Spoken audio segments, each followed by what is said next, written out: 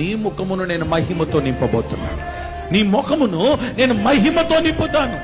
ఎప్పుడైతే మహిమ నీ మీదకి దిగి వస్తుందో ప్రజలు నీలో ఒక మహిమను చూడాలి, ప్రజలు నీలో ఒక తేజస్సును చూడాలి, ప్రజలు నీ ముఖంలో ఒక వెలుగును చూడాలి, ప్రజలు నీ ముఖంలో ఒక ప్రసన్నతను చూడగలగాలి.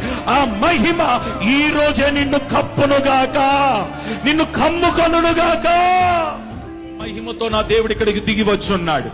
ఇప్పటికే మహిమను నీ మీద కొమ్మరించున్నాడు, మహిమతో నిన్ను కప్పి ఉన్నాడు, మహిమ నీ మీద కొమ్మరించబడింది. నీవు మహిమతో నింపబడి ఉన్నావు. నువ్వు మహిమతో నింపబడింది.